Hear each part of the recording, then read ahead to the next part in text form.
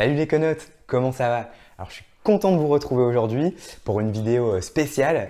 Spéciale pourquoi? On va toujours parler d'hygiène bucco-dentaire, mais aujourd'hui d'hygiène bucco-dentaire animale et plus particulièrement de l'hygiène bucco-dentaire des chiens.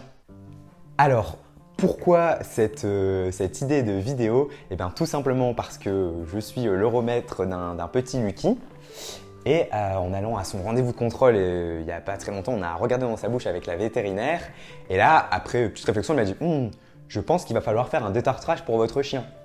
Bon, un détartrage, je ne savais même pas que ça existait pour les chiens. Donc voilà d'où est venue l'idée. Je me suis dit pourquoi ne pas vous en parler, partager un peu. Et puis qui sait, vous avez peut-être vous-même des chiens, donc ça pourrait vous intéresser. Donc voilà, on a regardé dans la bouche de Lucky pour constater du coup c'est cette grosse couche qui est le tartre. Je vous ai expliqué ce que c'était dans une vidéo précédente justement sur les humains, donc c'est pareil pour les chiens. Donc là c'était tellement épais qu'en grattant avec le doigt, la vétérinaire elle a réussi à retirer des petits bouts. Elle m'a également montré le petit liseré qui se forme entre la gencive et le tartre qui est la gingivite et donc le problème lié au tartre. Donc j'ai le droit à toute l'explication. Donc voilà, j'avais quand même trouvé ça un peu curieux, au sens où je connaissais personne qui avait fait un détartrage à son chien. Donc elle m'a dit que ce n'était pas courant chez les jeunes chiens, c'est plutôt quelque chose qu'on va faire chez les vieux chiens. Pour elle, Lucky a une quantité anormale de tartre pour un chien de cet âge-là.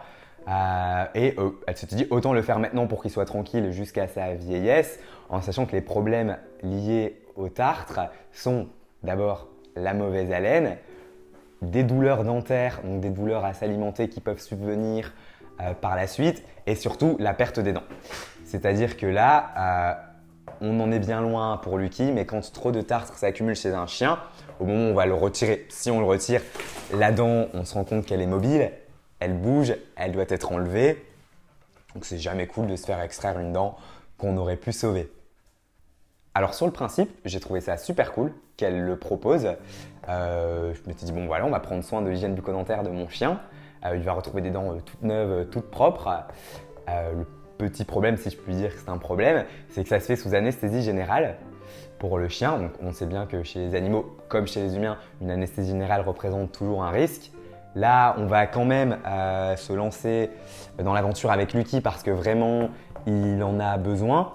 C'est un chien que j'ai adopté à un an, plus d'un an, presque un an et demi déjà, et il avait probablement eu des mauvaises habitudes alimentaires.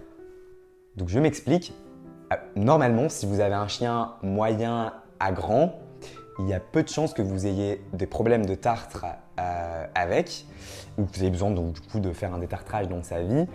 Et ça, c'est dû à la qualité et à la quantité de leur salive. Donc si vous avez un petit chien, vous êtes plus susceptible durant sa vie d'avoir à lui faire un détartrage. C'est une opération qui se fait beaucoup sur les petits chiens, pas trop sur les moyens. Là encore une fois, je reprécise, c'est parce qu'il a eu des mauvaises habitudes alimentaires jeunes, mauvaises habitudes alimentaires, c'est-à-dire pas une alimentation à base de croquettes, probablement des produits sucrés, des produits humains qui laissent une pâte en bouche sur les dents, qui viennent se déposer. Le tartre, rappelons le tartre, comme il en avait sûrement déjà quand je l'ai récupéré, ça n'a fait que s'accumuler sûrement de façon plus rapide par la suite.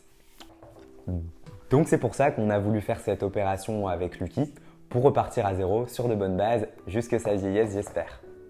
Bon, du coup, ces problèmes d'hygiène bucco-dentaire, ça tombait plutôt pas mal puisque votre professeur Moller est donc en pleine réflexion, formation sur le sujet et on s'est dit du coup avec Maxime que vous avez vu dans une vidéo, pourquoi pas en parler, pourquoi pas creuser le sujet. On va aller mettre les mains dans sa bouche, prendre des belles photos, des belles vidéos et là, surprise!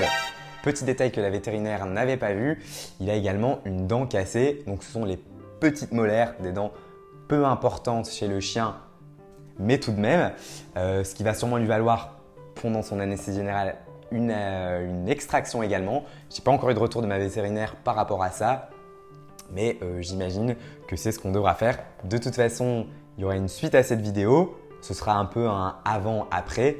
Là, je vais vous montrer avant l'opération où on en est. Ce qui se passe après, je pourrais vous parler justement de l'extraction. Ce qui serait super cool, c'est que j'arrive à récupérer les fragments de dents et du coup la partie racinaire de la dent pour qu'on puisse faire pourquoi pas une comparaison avec l'humain. pour ça mes quenottes, je vous tiens au courant. Mais bon, le mieux, c'est encore de vous montrer à quoi ça ressemble en bouche le tartre des chiens. Donc on va passer au sol avec Lucky. Viens ici, tourne. Assis. Alors, la bouche de Lucky. Attention, on va ouvrir la bouche. On va ouvrir la bouche. On peut montrer, c'est bien. C'est bien, tu vas montrer tes beaux crocs.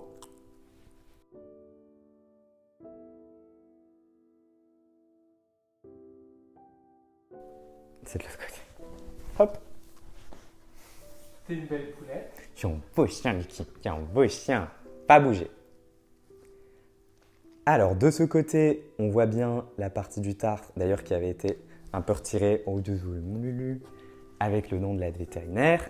Et également, pas bouger, Lulu. Ouvre la bouche. Alors, ici, là, monstro, il est censé y avoir une molaire. Vous voyez peut-être pas, mais il n'y a plus que des petits bouts. C'est bien. C'est bien, je t'embête si tu n'avais pas envie, toi, ce soir. Hein. Tu n'avais pas envie, c'est un beau chien. Donc voilà, les conseils que j'ai eus par rapport à ça de la vétérinaire, c'est donc une alimentation pour chiens adaptée, ça réduit grandement le risque d'apparition de tartre. Pour ma vétérinaire, et ça, il y a plusieurs écoles, mais les bâtons à mâcher, je ne vais pas donner de marque ici, mais sont quand même quelque chose de plutôt pas mal. Elle recommande un par jour, sans me donner de marque non plus particulière.